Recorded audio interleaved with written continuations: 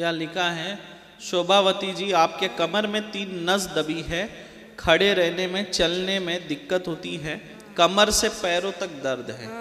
कमर में दर्द है, वो पैरों तक आता है, झुनझुनी आती है, उठने बैठने में और कमर मोड़ने में बहुत दर्द होता है।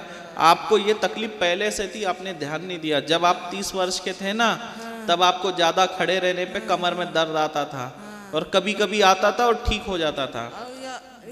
सुनो, कभी कभी दर्द आता था, ठीक हो जाता था। ये पुराना है, 30 साल के जब थे आप, तब से ये समस्या है, पर आपने इसको नज़रअंदाज किया करके समस्या बढ़ गई है। ठीक होगा, चिंता न करो। अभी ये जो है 3 साल से बहुत ज़्यादा हो गया है और समस्या बढ़ गई है। चर्म रोग हो रहा है, हाथ उठाने में तकलीफ हो रही है, जकड़ सा गया है, सर में भारीपन लगता है।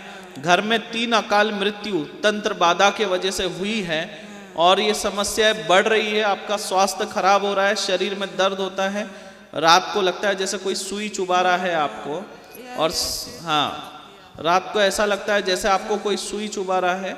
सोए रहते हैं तो ऐसा लगता है जैसे कोई धक्का दे दिया है, नींद खुल जाती है, और रात को 1 से 2 बजे के बीच में नींद खुलती है और तकलीफ होती है। ठीक होगा, 3-4 बेर उठ जाता हो जाएगा, चिंता मत। ठीक नहीं, वो ठीक है। लकवा जब हुआ उस दिन क्या हुआ था आपके साथ?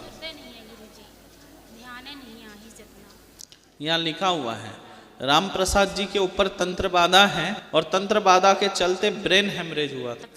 आप लखवा बोल रहे, पर इनको लखवा नहीं, ब्रेन हेमरेज हुआ था, और ब्रेन हेमरेज हुआ और लखवा हो गया। ब्रेन हेमरेज के बाद इनको लखवा हुआ।